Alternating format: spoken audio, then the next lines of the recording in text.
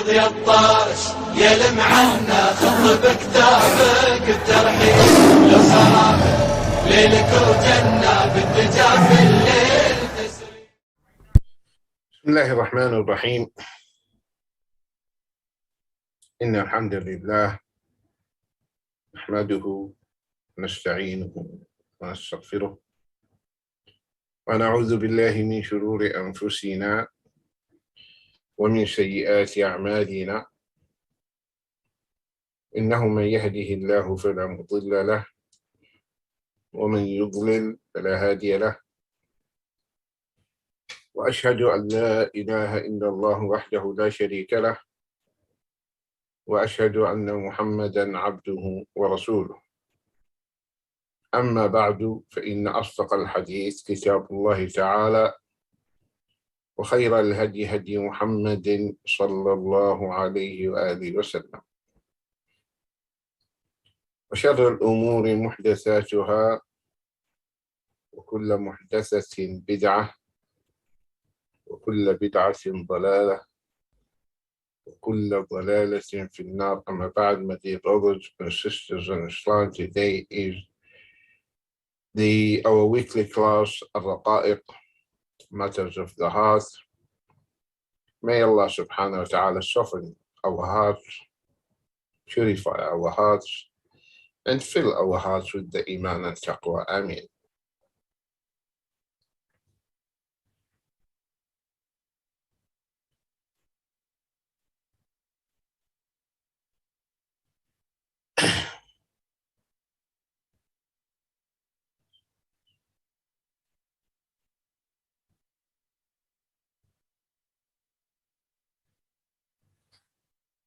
حدثنا أبو النعمان حدثنا حماد بن زيد عن أيوب عن نافع عن ابن عمر رضي الله عنهما قال: قال رسول الله صلى الله عليه وسلم: إذا مات أحدكم عرض عليه مقعده غدوة وعشيا، إما النار وإما الجنة، فيقال هذا مقعدك حتى تبعث إليه. رواه البخاري.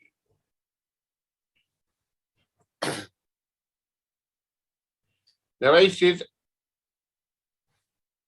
Ibn Umar radiallahu anhuma, Allah's Messenger sallallahu alaihi wasallam said, when any one of you dies, his destination is displayed before him in the afternoon and in the forenoon and in the afternoon, either in the hell fire or in paradise.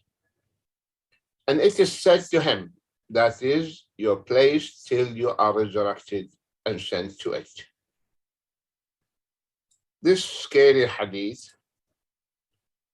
requires from us reflection, and we need to ponder upon it.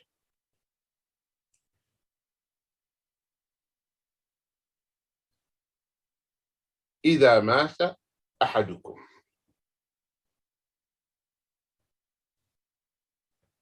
When one of you dies, any one of you human beings, this is what will happen to him. Muslim, non-Muslim, this is what will happen to you. That's why, my dear brothers and sisters, the first station of the Akhirah, when your soul leaves your body, the moment you breathe your last, you enter into the phase of the next life. Yes, this is Barzakh life, transitional phase, but it is the beginning of the Akhirah, beginning of it. As a matter of fact, before the soul leaves the body, the last minute, you enter into that phase. You start seeing things that those around you cannot see.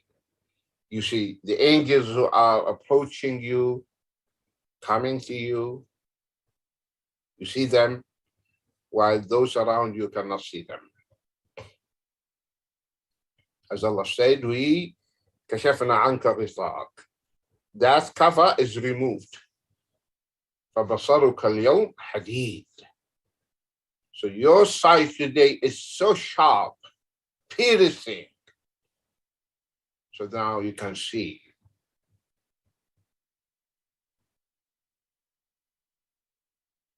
So this is the reality that each one of us, my dear brothers and sisters, should prepare himself for it. Soon we will leave this life. No one is going to live forever here. Every son of man, every human, every living being will die. This is the reality that each one of us will face. Even those who deny life after death, the atheists, agnostics, they cannot deny that they will die. This is a fact that everyone agree upon.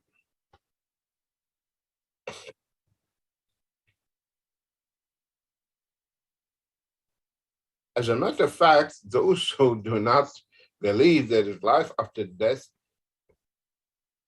they are stupid. Even from the sake of argument, assume there is nothing there, no life. It is a lie, it is a hoax, it is pure deception, whatever, mirage, delusion. Assume that. What the religion teaches you, teaches you morality. You have to be a good person. Don't harm people. Don't lie. Don't steal. Beautiful things the religion teaches you. So if you follow the religion and apply all these teachings of the religion, first of all, you will have balanced life, good life. You will be having you will be in state of balance between the body and the soul. There is your spirituality, you will be there. No anxiety, no depression.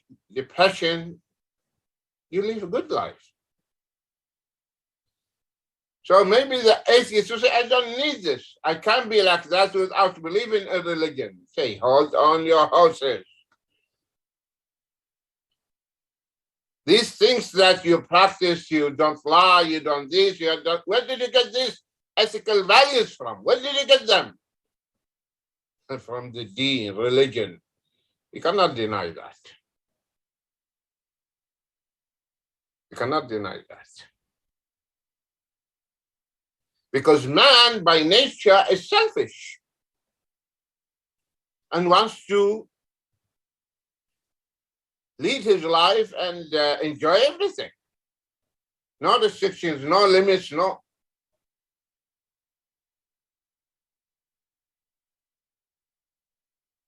So why, if there's nothing there stops me, next life, and that I will be held accountable, what will stop me? Nothing. But because there's something in the Fitrah inside, because all these values being embedded inside in every human being, in this natural disposition, this natural instinct, this innate feeling. We have these, Allah built these things within us. You cannot deny it. But for the sake of argument, assume you are leading upright conduct in this life and wonderful. You don't harm people, you don't do this, you don't transgress the limits, you don't wrong people. And then you die. and there's nothing there. You didn't find anything. Are you going to lose anything? No. It is win-win. You're not going to lose anything.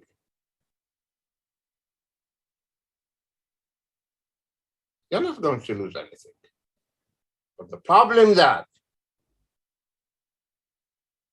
if you didn't believe that there is life and then you die and you found there is real life after death, then you will be in a bad shape. Very bad shape. So even from just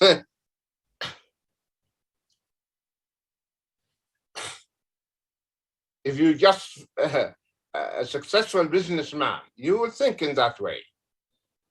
I'm not going to lose anything. I'm not going to lose anything. If I believe, I'm not going to lose anything. If there is nothing there. So here, the Prophet ﷺ is telling us, إِذَا مَاتَ أَحَدُكُمْ, when any one of you, when one of you dies, this is the fact, we will die. عُرِضَ عَلَيْهِ مَقْعَدُهُ غُدْوَةً وَعَشِيًّا. His place, his seat in hell or in heaven, in paradise. His destination, where is he heading to? Or where is she heading to? He sees that. He sees that. And she sees that. The moment you die,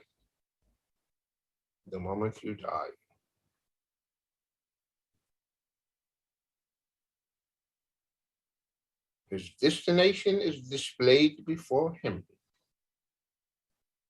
Twice.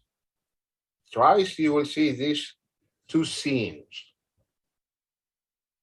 In the forenoon, in the morning, and in the evening, in the afternoon. While you are in your grave and you are tortured, and then you see this scene appears like on the screen in front of you. This is where you are heading to. If you are going to hell, if you are going to the Jannah, you already started enjoying the blessings and the pleasures of the Jannah while you are in your grave. Remember, this is transitional phase, barzakh life. We have no clue about it. And it's about its nature. We don't know. Because it is totally different from the life we know. Totally different. We don't know anything about it. Yes, the body will decay. Bones will decay. But remember, here talking about the soul and the body as well. And this is unseen. This is unseen.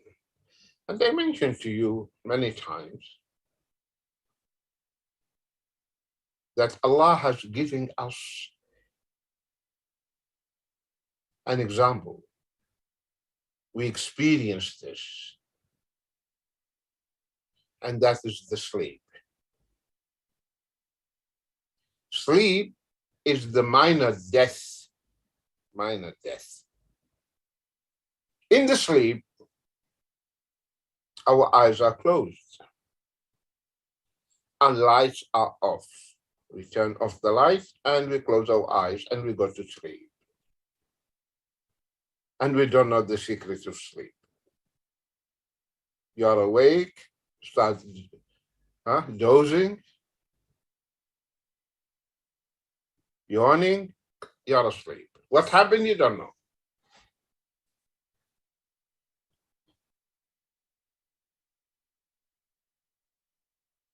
Okay. How do we see now? How do you see? How do you see me? How do you see? How do we see each other? There should be light. If there is dark, and we are in darkness, we don't see each other. Where are you? Where are you? That's why in the buildings, if there is evacuation,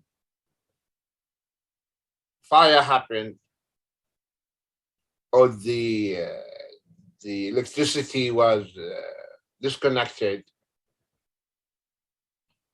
and fire alarms came on, there is something we call emergency systems. Another source of energy is there in the building, battery room, that will supply the most important lights and bulbs with electricity, like the ones in the stairs,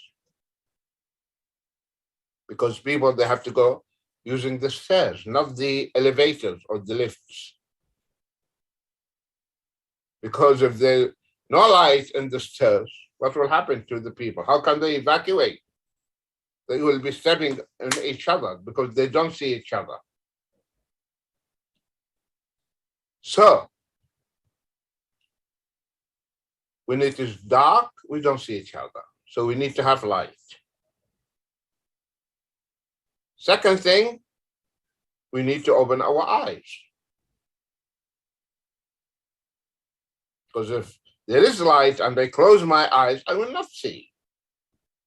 That's why when we talk and someone is not getting and seeing the facts, you say, what's wrong with you? Are you blind? Open your eyes and see. Open your eyes. You are talking figuratively, metaphorically, telling him, see the signs. Are you blind?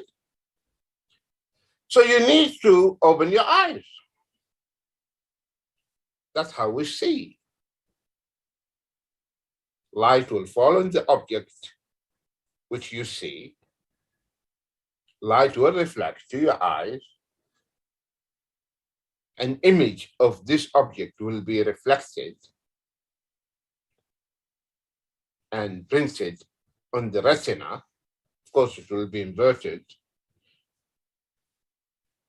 And then signal will be sent to the brain. The brain will interpret this image, and you know, oh, this is the image of this object.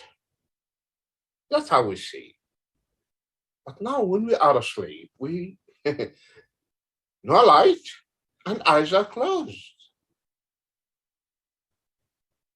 And yet, we see things when we are asleep. In the dreams, we see the gardens, we see the forest, we see the birds, we see the ponds, we see rivers. Oh, when you have a beautiful dream. And you'll be smiling and while you're asleep. So the question, tell us, how do you see in your sleep when your eyes are closed and no light? How do you see? Which one? Via which one? Through which one of the 5 senses? Is it the sense of smelling, touching, tasting, seeing, hearing? Which one? The sense of seeing is closed.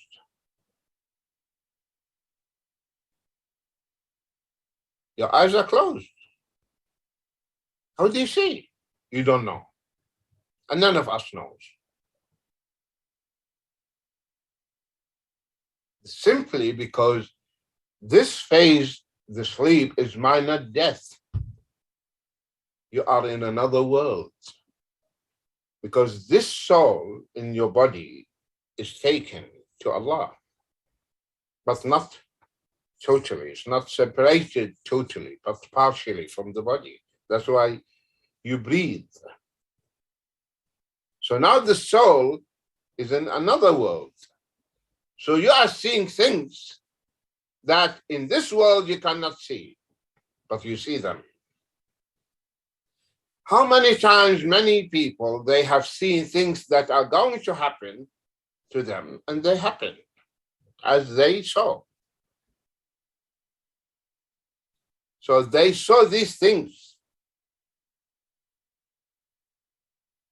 either in the dream or through, which is a good dream, good ru'ya. Many people experience this. Oh, this place is known to me. I must have seen it before, though you never been to that place. You never been to that place.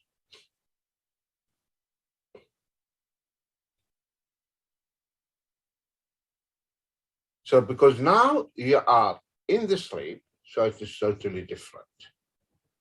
You see things. And you start enjoying if it is a good dream, and you'll be smiling. And your brother or your wife next to you is having bad dream. Okay? Nightmare. And he's crying or she's crying and feeling that somebody is hitting him or her. And then you wake up, say, hey, what's wrong? And she or he will get up, sweating.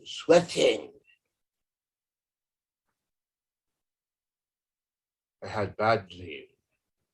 How did you see these things?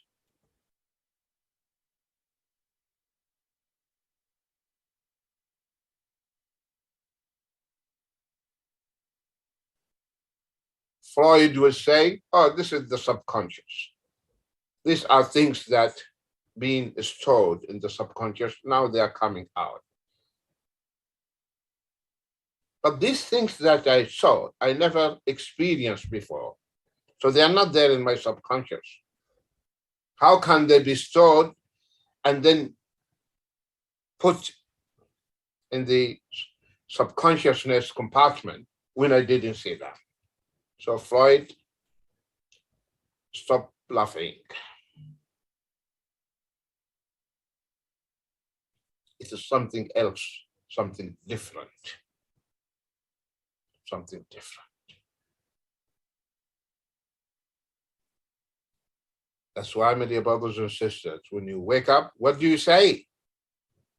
Alhamdulillah alladhi ahyana ba'dama amatana wa ilayhi nushur. We were dead, and this is the minor death. That's why it's another phase of life.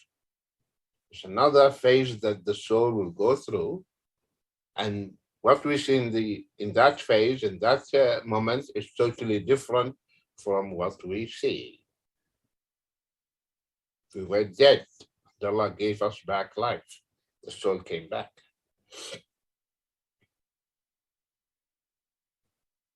Scientists, they have measured the dreams, the duration, and they found longest dream lasts 4 seconds. The longest one, because they have placed probes on the head of the person, and when he was dreaming, they see the activity.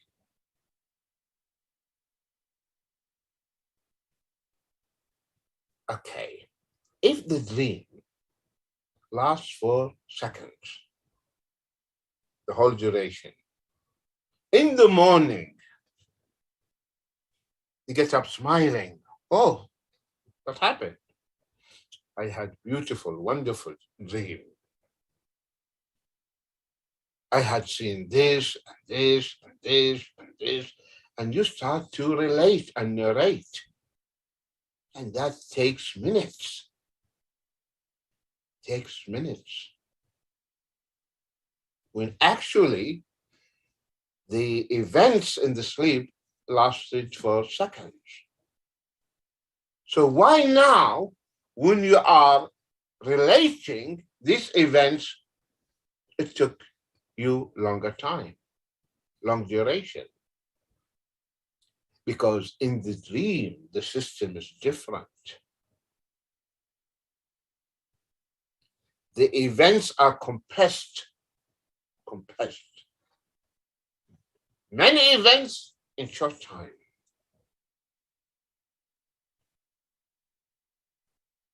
Now you want to uncompress these events, so it will take more time because different systems.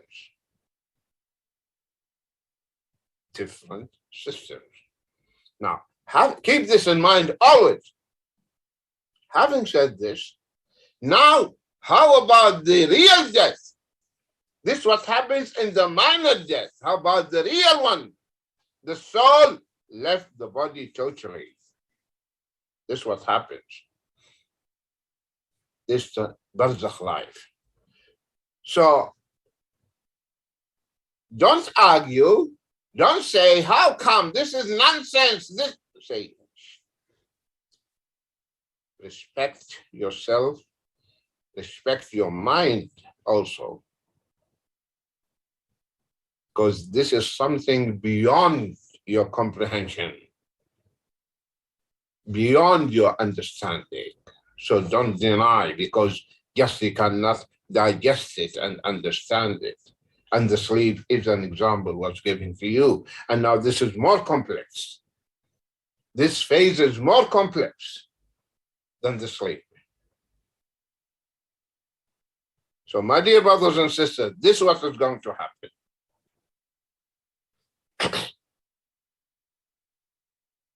إذا مات أحدكم عرض عليه مقعده غدوة وعشيا. Though the soul of the righteous is in Illiyin, in the Jannah, carried by birds, living in the Jannah, and the body is buried or cremated, whatever. But there is a connection with the body. If the soul is in Sijin, in the prison,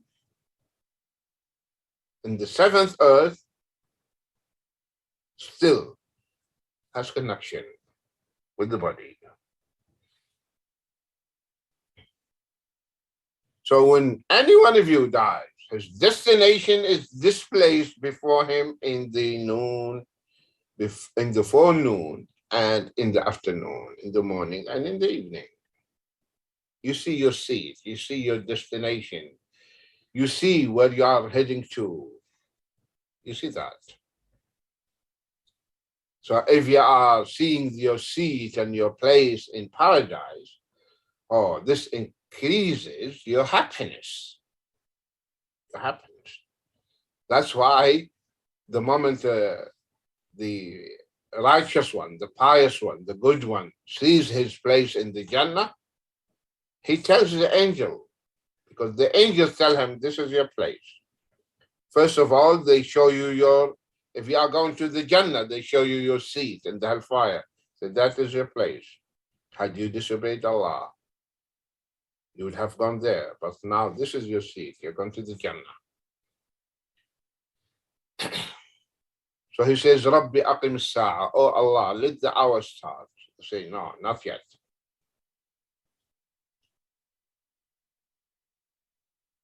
The disbeliever, he will see the seat or his place in Jannah. Say, you were supposed to be there, but you missed it. Because Allah, out of his justice, created two places for each one of us. And he left it for us to choose. Where do you want to go? Where do you want to go?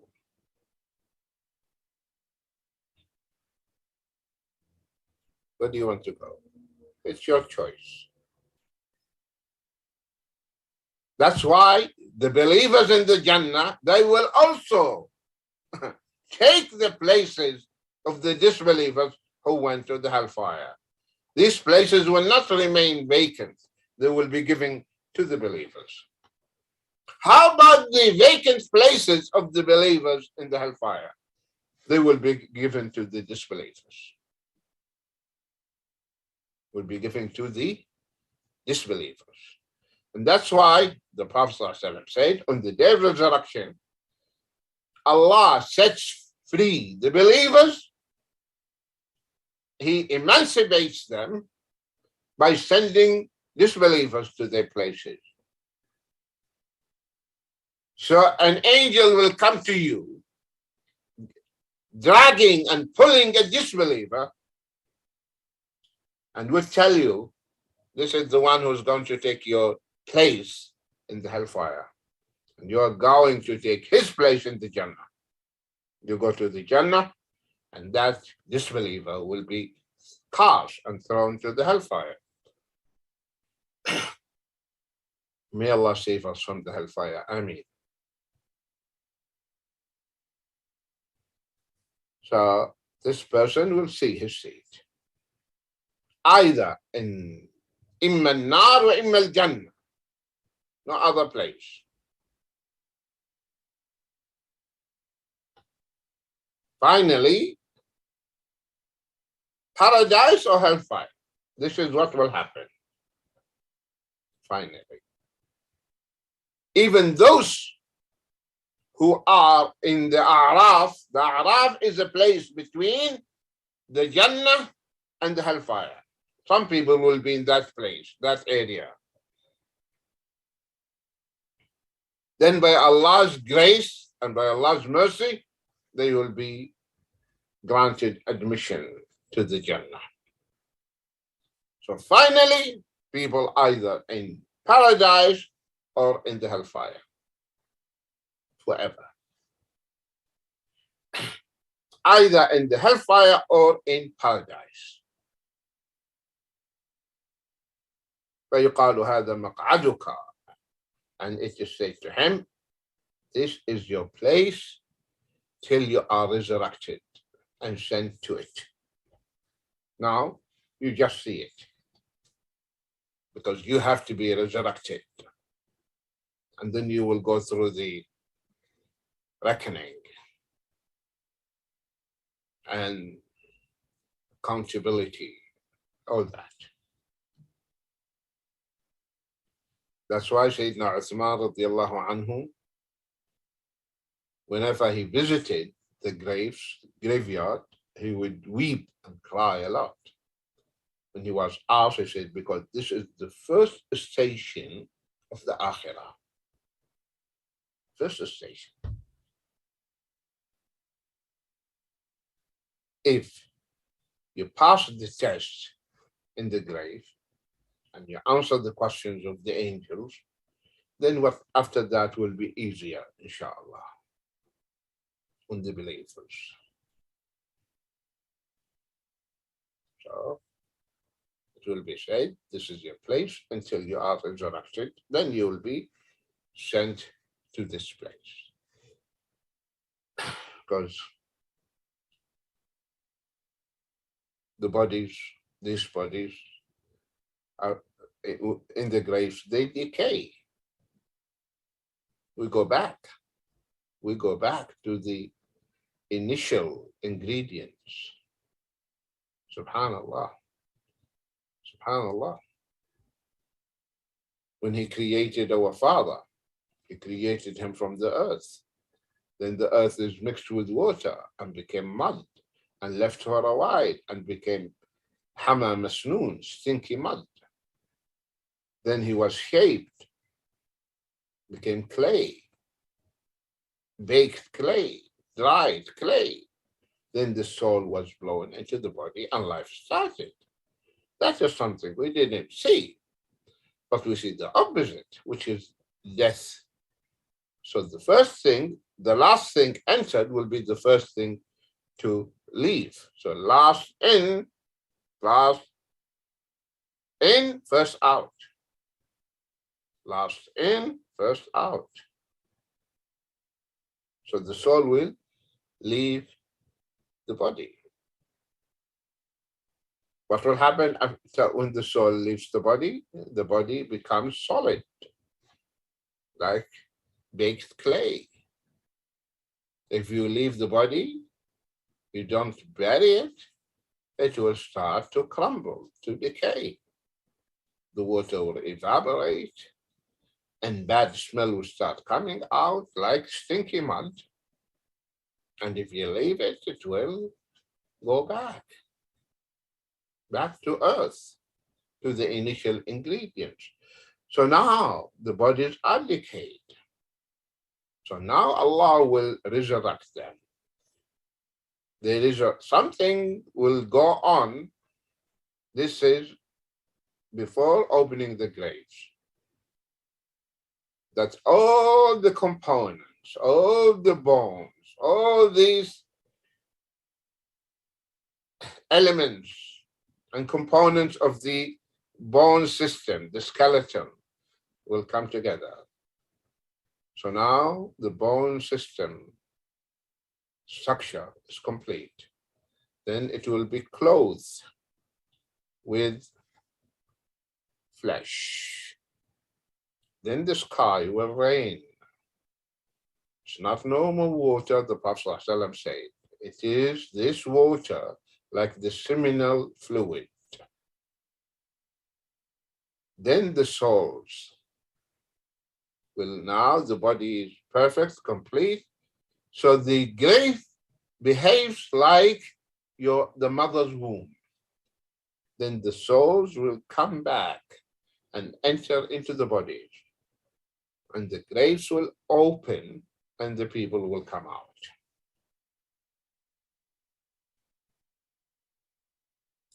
May Allah make our graves piece of paradise.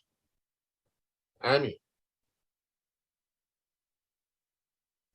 May Allah make it easy on us that day, the day of resurrection. Another beautiful hadith of Sahih Imam Bukhari, and the previous also in Bukhari. عن عائشة رضي الله عنها قالت قال النبي صلى الله عليه وآله وسلم لا تسبوا الأموات لا تسبوا الأموات فإنهم قد أفضوا إلى ما قدموا. The meaning, the Prophet ﷺ said, Aisha radiallahu anha narrated that the Prophet ﷺ said, do not abuse the dead, for they have reached the result of what they have done. Listen to this beautiful hadith. This hadith teaches us manners. That we don't insult the dead, whether they are Muslims or non-Muslims. And actually, the reason behind this hadith regarding Abu Jahl, as in some narrations, some of the Muslims were insulting Abu Jahl. Ikrimah, the son of Abu Jahl, was a Muslim, so it hurts him. It hurts him. Yes, his father died as a kafir, but still his father.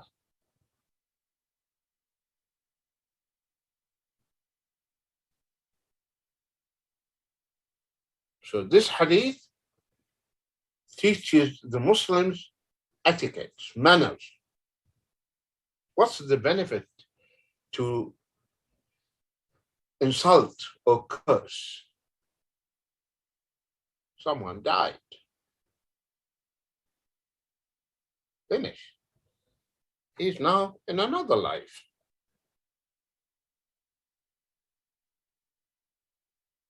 And you're not going to cause any harm to him, but you are going to cause harm and hurt the feelings of the children of this deceased and the relatives and those who loved him. That's why Islam prohibited the Muslims and forbade them and told them not to insult or talk bad about the objects of worship of the disbelievers, the idols of the disbelievers. Do not insult them.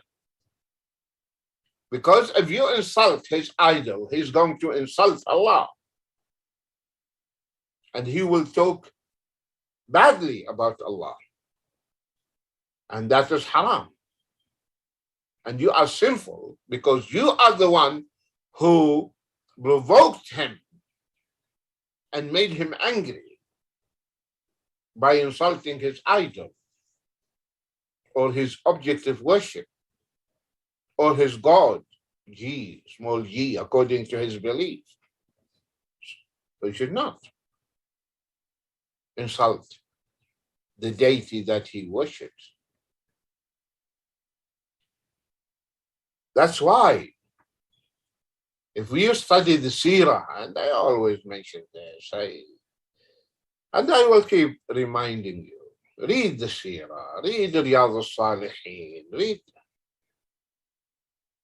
The seerah is very important to read the seerah of the Prophet ﷺ with the sealed nectar or any book of the seerah, because the seerah is the practical manifestation, the application of the deen, how to understand the deen. See how the Prophet ﷺ practiced the deen, applied it in his life, and see his practices, his behaviors, his attitudes, his reactions. So when he was giving da'wah to the idol worshippers, he was forcing them to use their minds. The same thing, Ibrahim alayhi salam. When he destroyed all the idols, he left the biggest one and he placed the axe on his shoulder to force his people to think. Who did this? Ask them. He is holding the axe. So the Prophet ﷺ, he asked one of the mushriks, how many gods do you worship? He said 7. 6 on earth and 1 in heaven.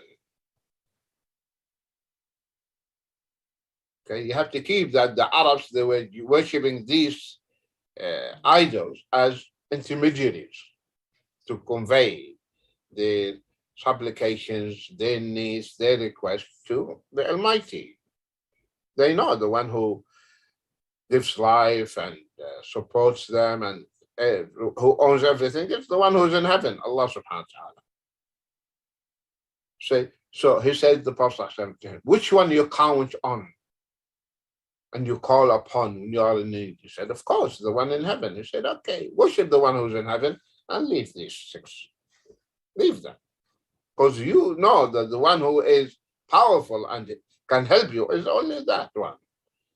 And the man became a Muslim. Another mushrik, another pagan idol worshipper,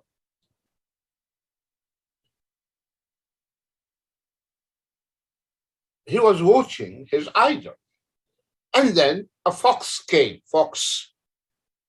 The fox came, climbed the idol, went and sat on the head of the idol and started passing water, urinating. The fox. And he was watching.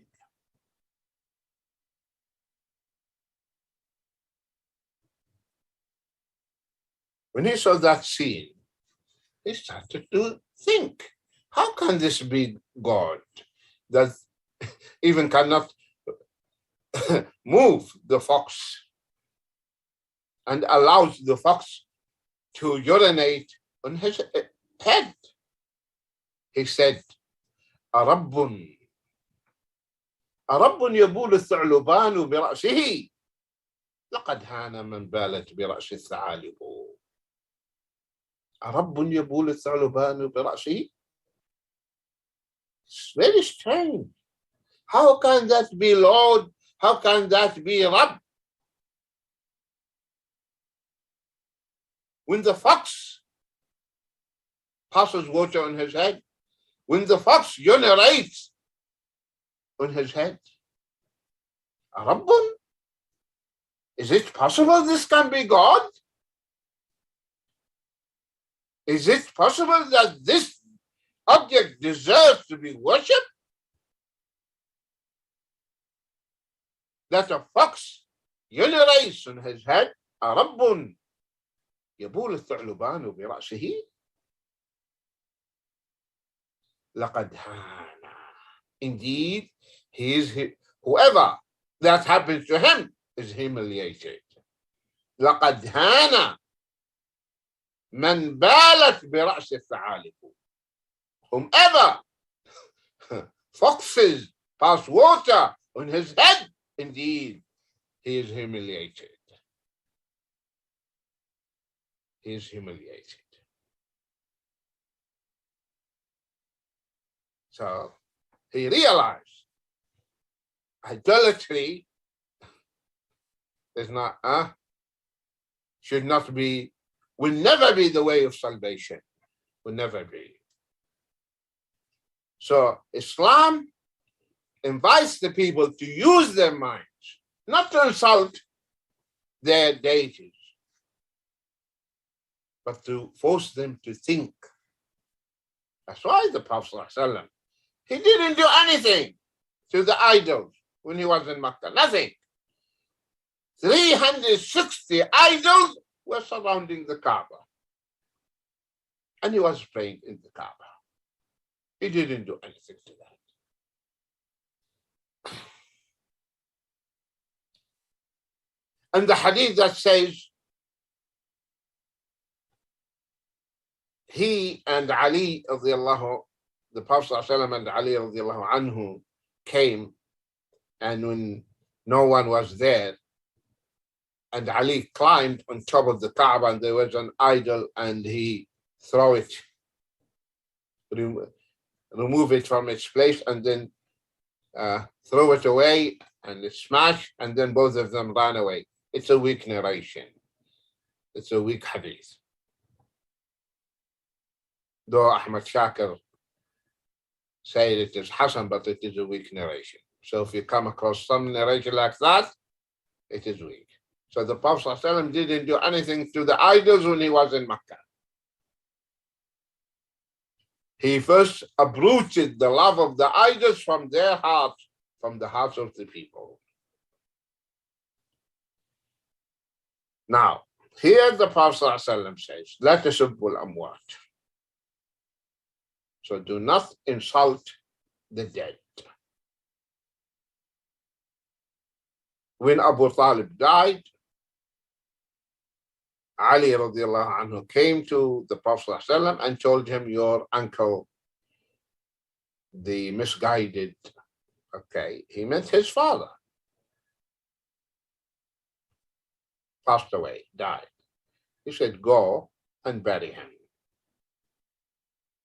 Though he's a mushrik, but we bury the body. So go and bury him. And come after that. And he prayed for Ali radiallahu anhu. So la tasubbu al-amwat. Do not curse or insult the dead. Why? The Prophet ﷺ gave the reason. فَإِنَّهُمْ قَدْ أَفْضَوْا إِلَى مَا قَدَّمُوا.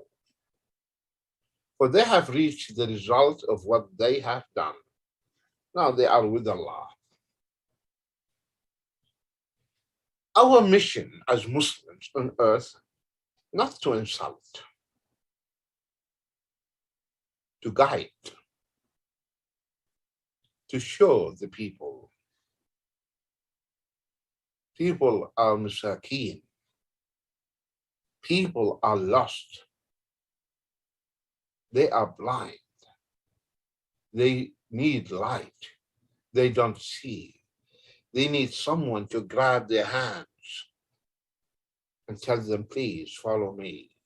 This is the way. Because every Muslim has the torch in his hand.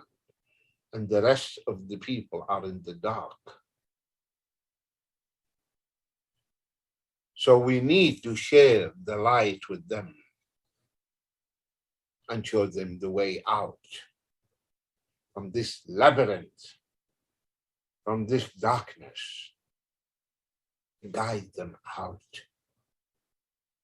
Have mercy in your heart for them. Pray to Allah to guide them.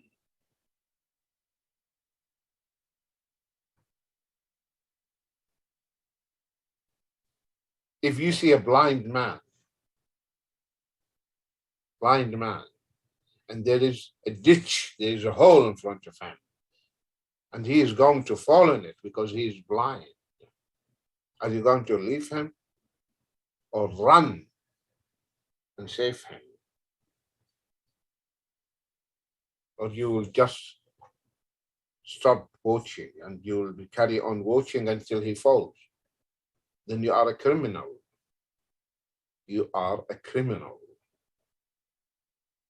You could have saved his life, but you decided not to.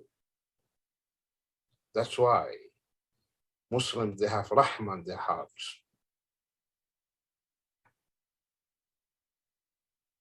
They have this, as Sheikh al-Islam ibn Taymiyyah rahimahullah ta'ala said about the people of Ahl Sunnah. He said, Ahl Sunnah ya'rifuna al-haq wa yarhamuna al-khalq. The people of Sunnah, those who follow the Prophet ﷺ and his traditions, they know the truth and they have mercy in their hearts towards mankind. Sayyidina Umar ibn al-Khattab, radiallahu anhu, when he was going to Jerusalem, Bayt al-Maqdis, to receive the keys, he passed by a hermit, a monk, worshipping, taking wudu, ablution.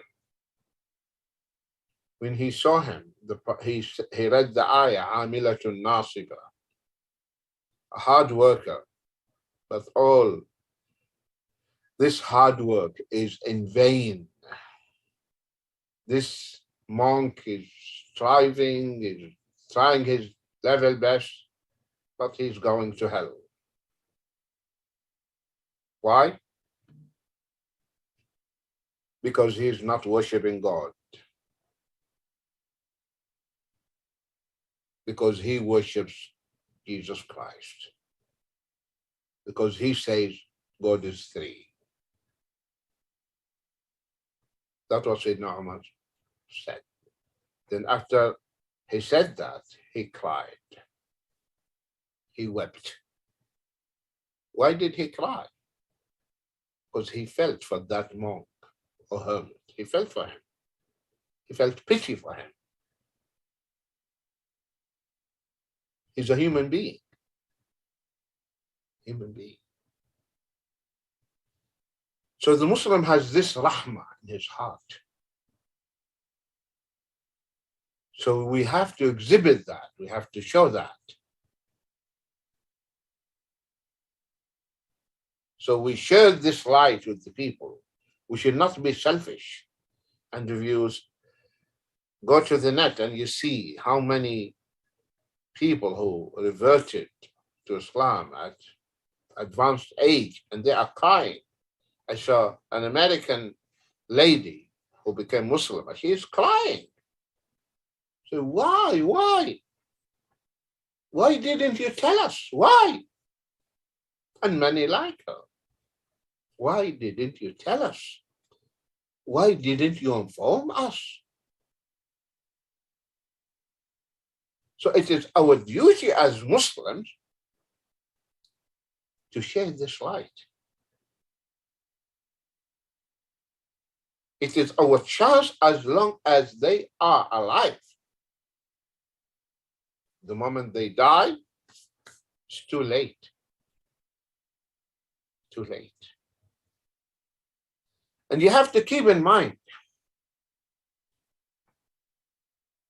that the da'wah in Islam is priority number one, to guide the people. Hide the people. Not to kill the people. To hide them. Even the jihad, which involves killing,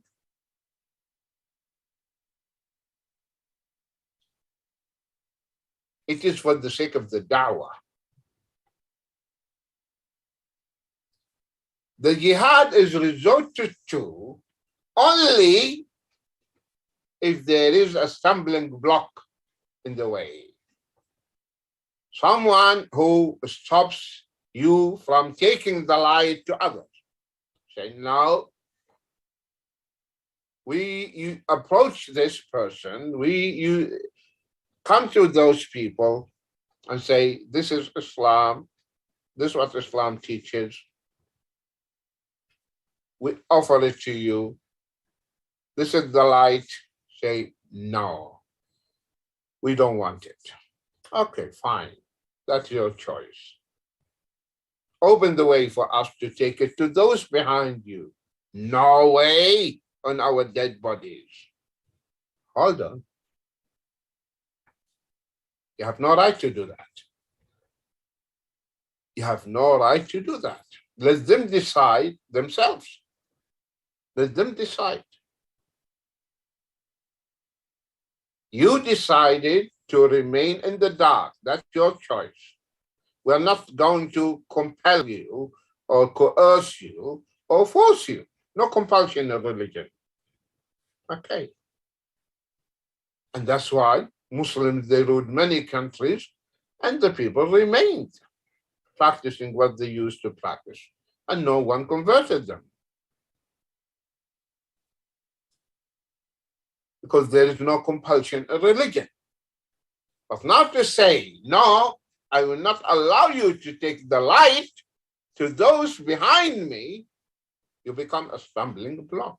So we say, sorry, you are pushing us and you are forcing us to remove you because we have to take this light to others. That's actually the purpose of the jihad in Islam.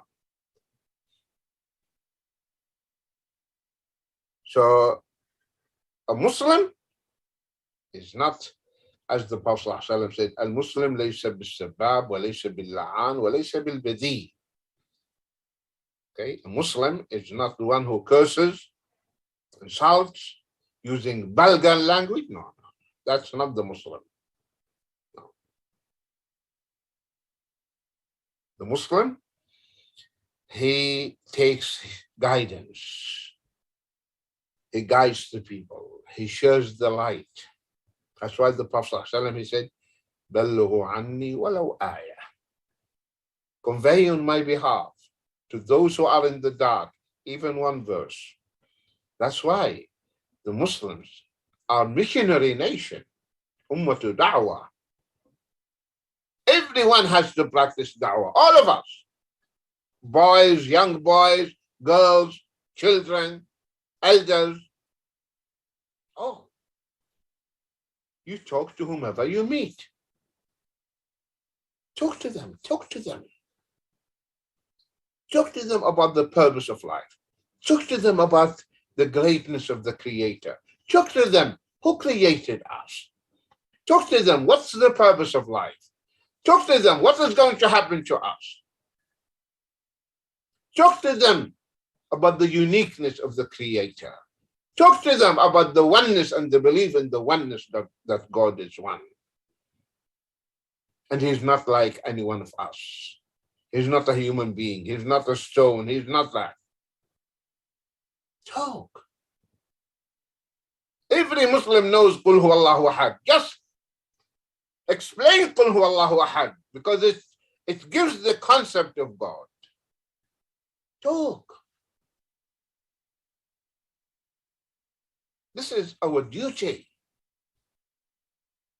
Talk to your neighbors.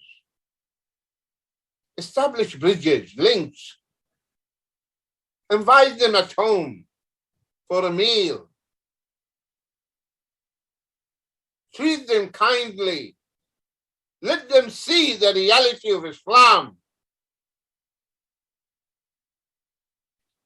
So here the Prophet ﷺ is saying, لا تسبوا الأموات. Do not insult the dead. Don't do that. Because by doing that, you hurt the feelings of those who are alive. And this is not the proper attitude of the Muslim. That's why my neighbor is a non-Muslim. He lost one of his dear ones, loved ones. I give my condolences to him. And my condolences that to console him, to tell him, all of us will experience this. No one is going to live forever. Be patient. Okay, this is something inevitable. This is something every one of us will face. So you give him nice words to console him. And you help them if they need help. Okay. So this is what Islam teaches. لا تسبوا الأموات فإنهم قد أفضوا إلى ما قدموا. خلاص. Do not insult them. Do not say anything bad about the dead. Why? They are now with Allah. Okay? It's none of your business now.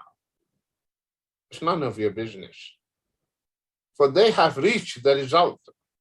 What they did, they're going to meet, to face it there. They are going to reap the fruit of the plant that they planted. Okay? The fruit of the seed. For they have reached the result of what they have done. So they are with Allah. So don't say anything about them. Don't say anything about them. So this is what Islam teaches. May Allah subhanahu wa ta'ala make us among the dua who will call to the path of Allah, to the way of Allah. May Allah Azza wa Jal guide to us whomever He wishes to guide. Ameen. May Allah subhanahu wa ta'ala give us patience and knowledge. And may Allah subhanahu wa ta'ala bless us with the beneficial knowledge and good deeds. And may Allah subhanahu wa ta'ala forgive us all faults and mistakes and ignorance.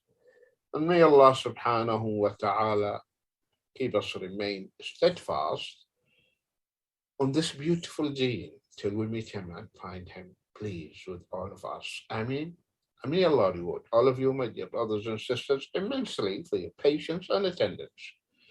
Barakallahu feekum. Jazakumullahu khaira. Wassalamu alaikum wa rahmatullahi wa barakatuh. Ameen wa alaykum assalam wa rahmatullahi wa barakatuh. Jazakumullahu khair, Sheikh, for today's lesson, episode 80 of Matters of the Heart. The Sunday sessions, the weekly sessions, every Sunday at 1:30 p.m. For those of you who are watching, if you're not in the WhatsApp group, you can text the Fitrah phone number, which is in the YouTube live chat, to join, where you can ask your questions for the upcoming Q&A session, or send your questions in the YouTube live chat, and someone will be able to send it to the WhatsApp group so that I can read it, inshallah. Our first question, Sheikh, is asking, if souls are in either the Al-Illiyin or in As-Sijjin, why do we say salams to the dwellers of the grave when we visit the graves? Jazakumullahu khair. Well, this is a misunderstanding of the people. They don't know that As-Salam is one of the names of Allah. And when you ask Assalamu alaikum dara qawmun mu'mineen, this is a dua. This is a prayer. So we pray for those who passed away. And also, the connection between the soul and the body is there. Though the soul is in Illijeen, but it is there. So there is a connection. And as I explained, this is Barzakh life. We don't know the nature of it. So the Prophet ﷺ, he taught us, and that's what Allah taught him, that when you visit the graveyard, you say Assalamu alaikum, okay, which is a supplication, it is a prayer, peace be upon you, and the peace is Allahumma anta salam wa minka salam. Oh, ya Allah, you are peace, and you are the source of peace. So you are praying that Allah grants them peace. And then you say, Antum min as-sabiqin, you are from those who preceded us, and we are going to follow you. So it is a prayer, it is a dua for those who passed away. And that's what the Prophet ﷺ taught us to do when we visit the graveyard. Not that they hear us, because we know the Quran made it clear. وَمَا أَنْتَ بِمُسْمِعٍ مَنْ فِي الْقُبُورِ. You cannot make those who are in the graves able to hear you.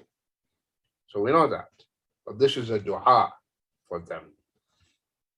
That's why we just say this dua and make dua for them and leave. We don't read Yasin, we don't read Quran, we don't do anything because the Prophet ﷺ didn't do any of that sort. And he is our example. So he taught us what to do when we visit the graveyard. He didn't say you read Quran. He didn't say that. Though he visited the graveyards many times, the Sahaba also, none of them went to the graveyard to read the Quran. So reading the Quran in the graveyards and other places, which they call it khatma, and all these are innovations, all these are bid'ah. I hope this is clear to the questioner. Jazakumullah khair. Our next question is asking, Assalamu alaikum wa rahmatullahi wa barakatuh.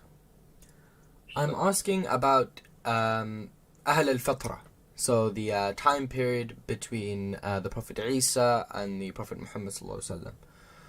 The questioner is asking, did the Arabs or did the people in this time period know any messenger or prophet that they would follow?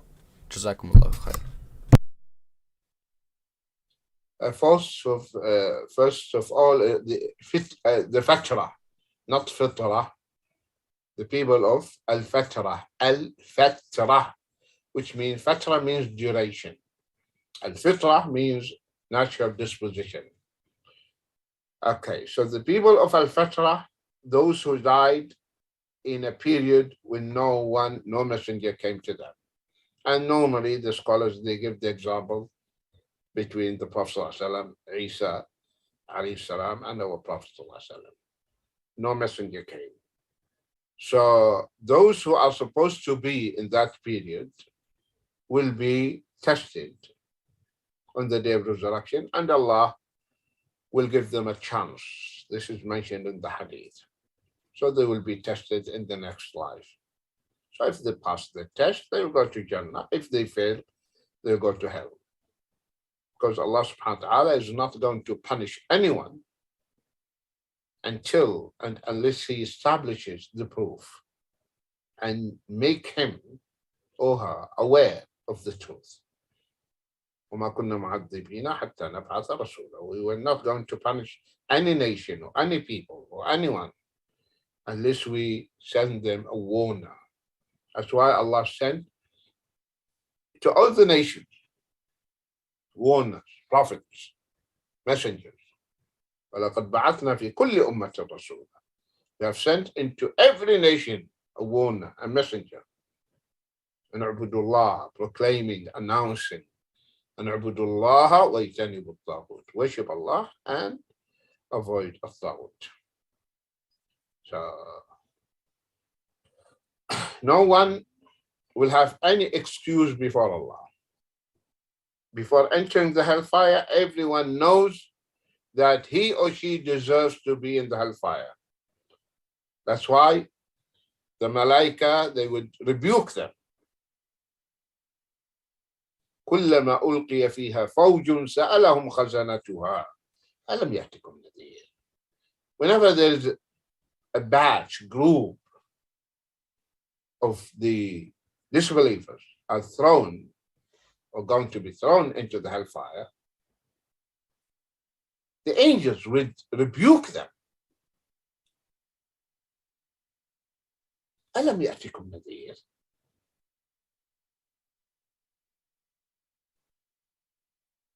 No warner came to you. They said, no. Indeed, they came. فكذبنا, but we belied them, we denied them.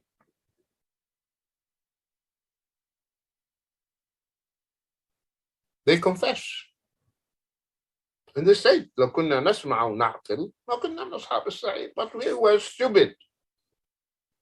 We were not thinking soundly. Had we thought correctly, we would not be now here. فاعترفوا بذنبهم. So they confess about their guilt. فسحقا لأصحاب السعير. Woe to the people of the blazing fire. So Allah subhanahu wa ta'ala will not punish anyone because He's just. So those who will be punished because they deserved to be punished. Why? Because they decided to choose the wrong path willingly, because Allah had given them the free will. So those in the Fitrah, this is what will happen to them. They will be given a chance. The same thing, the Arabs. The Arabs, they are not treated as people of Fitrah, simply because the Arabs, they were upon the Hanifiyah. They were upon the deen of Ibrahim alayhi salam. They were monotheists. But then they diverted and deviated from the monotheistic path.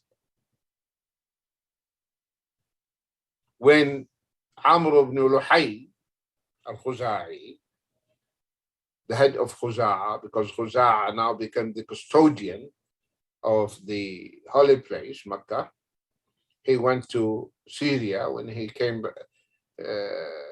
back, he saw idols. He said, ask, what is this?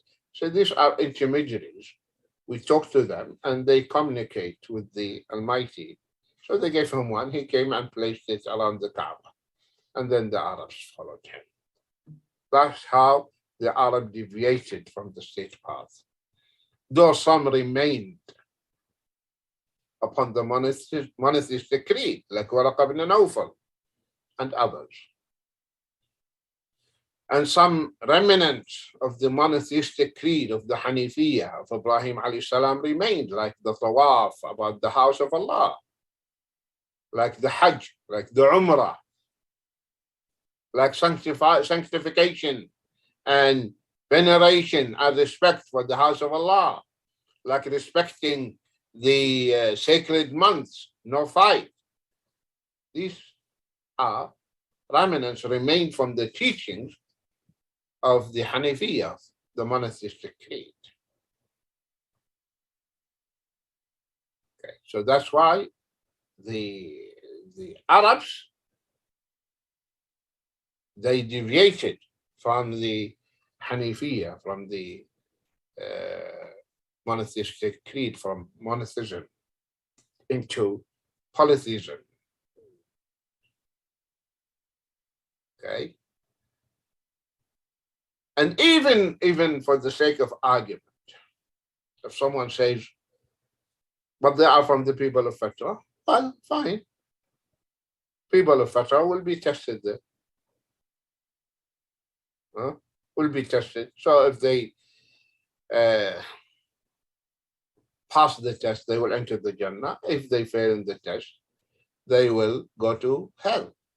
And those that the Prophet ﷺ told us that, okay, mentioned by names, that means even if they are going to be given the chance, they are going to fail. That's why they were mentioned that they are in the hellfire, like Abu Talib and the like. Is this clear? Jazakumullahu khair. Our next question is asking, Assalamu alaikum, Sheikh. Can you please elaborate on the outcome of the people of the Araf, and do they all go to Jannah? Jazakumullahu khair. The people of Al-A'raf, yes. The people of Al-A'raf, Allah admits them to enter the Jannah. Because the ulama, they said, their deeds they broke even. The good deeds equal their evil deeds. Okay? So by Allah's mercy, Allah subhanahu wa ta'ala admits them to the Jannah. Next. Jazakumullahu khair. I'm sorry about my pronunciation, I was reading the English, so. Our next question is asking, Assalamu alaikum. Sheikh, I read in some narrations of the Prophet Muhammad sallallahu alaihi wasallam that Allah will not cast his beloved into hellfire and that you will be with whom you love in paradise. My grandfather died as a Christian, so my questions are, first of all, do these narrations talk about people in general, so people that are beloved to Allah in general, or is it specific people? Would you mind repeating? Yeah, so this question relates to the first narration where Allah will not cast his beloved into hellfire. The questioner is asking, does this narration talk about people beloved to Allah in general, or is there specific people that will not be cast into hellfire? Allah will not cast whom he loves into the hellfire? Yes, that's what the questioner said. Allah will not cast those whom he loves, because Allah subhanahu wa ta'ala, he loves the believers. So because out of love, he saves them from the hellfire. If that's what the questioner is saying. So whomever Allah loves, Allah will not cast them in the hellfire, because he loves them. And because he loves them because they obeyed him. Because they followed his teachings, his commandments, his instructions. So when they were pious, they were righteous. Allah will not love those who disbelieve in him and rejected him. Because Allah, وَلَا يَرْضَى لِعِبَادِ الْكُفْرِ, Allah will never be satisfied and content with those who decide to disbelieve. Allah will not accept that from them. That's why in Bukhari, the Prophet ﷺ said,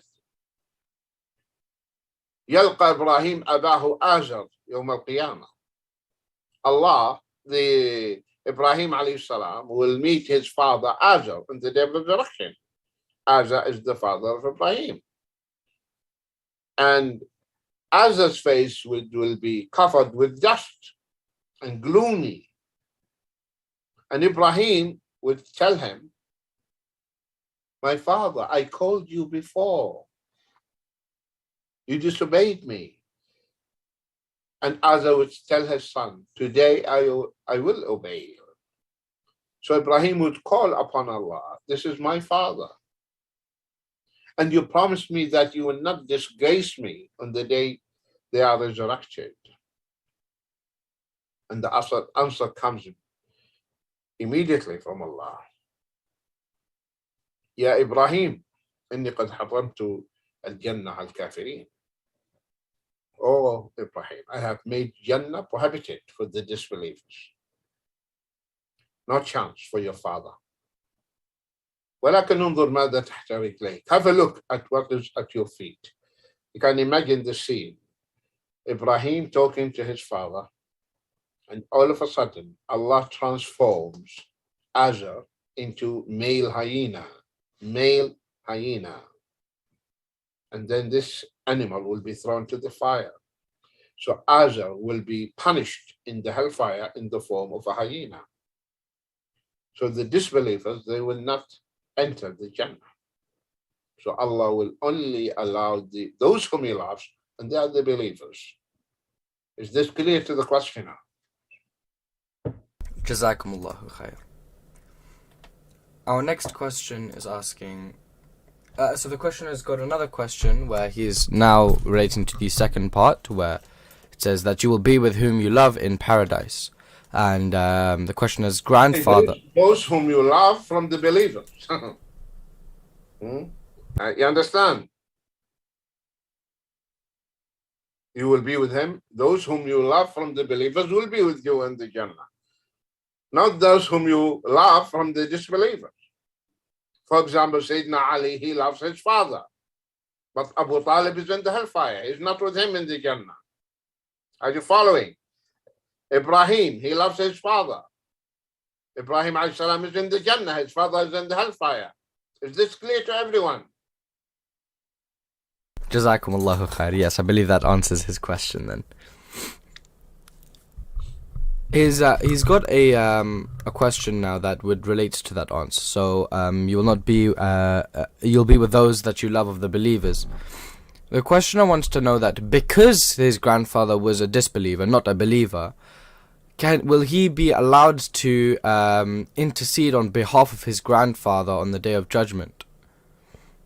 To intercede for his grandfather? Yes, so I believe to make supplications, etc., for his grandfather. The answer, no. The intercession or shafa'ah only for the believers, not for the disbelievers. And that's why, there's the hadith I mentioned to you now. Allah stopped Ibrahim from interceding for his father.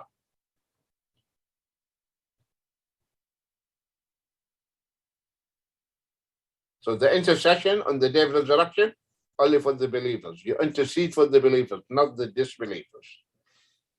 This should be clear, and this is an issue of belief. You should have this in your heart and should know it. I hope this is clear to everyone, not only the questioner. That's why you cannot make dua and supplicate for those who passed away as disbelievers. You cannot make dua for them or pray for them. Next question, please. Jazakumullahu khair. The next question is asking about seeing paradise itself. The questioner wants to know if I can ask Allah to show me in my dreams my final destination, if I could see paradise in my dreams. No, you don't ask that. We have to know there is something called adab of dua. There are manners in the dua, and we should not ask something, okay, which is, for example, you ask, "Oh Allah, guide all the disbelievers." This is wrong, because He's not going to all of them. Because some they will go to the hellfire. So you are asking something which is not going to happen. Okay?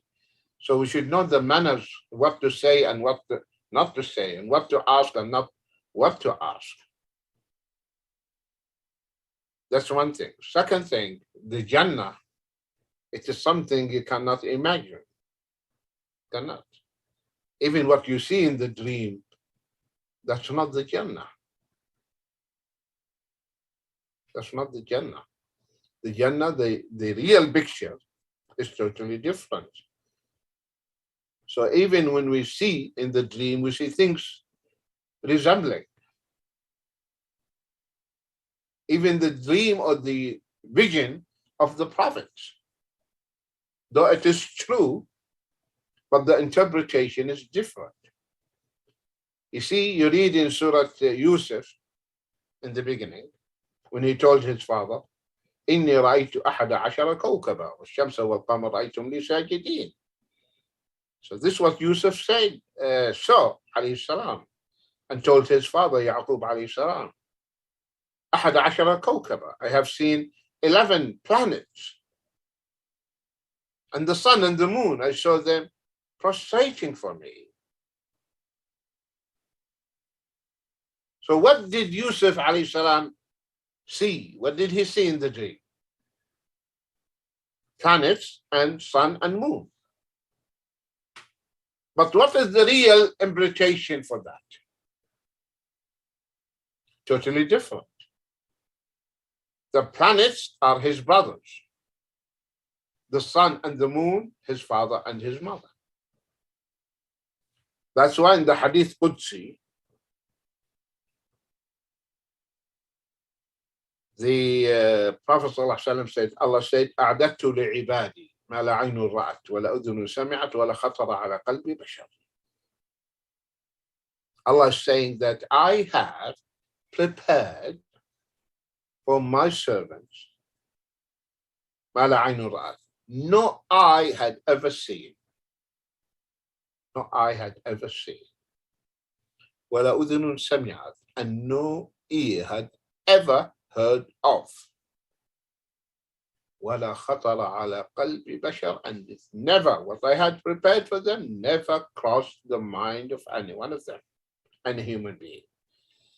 So what is there in the Jannah totally beyond our imagination? Even we cannot imagine it. We cannot. We cannot. How can you imagine now the palaces that are made?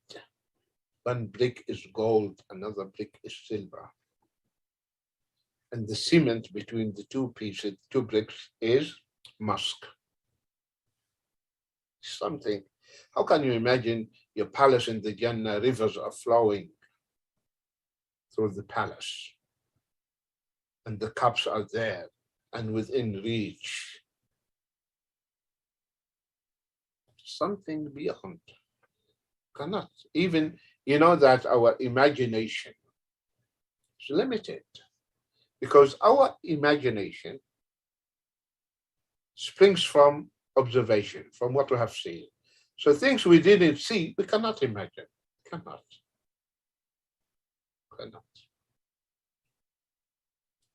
I hope this is clear to the questioner.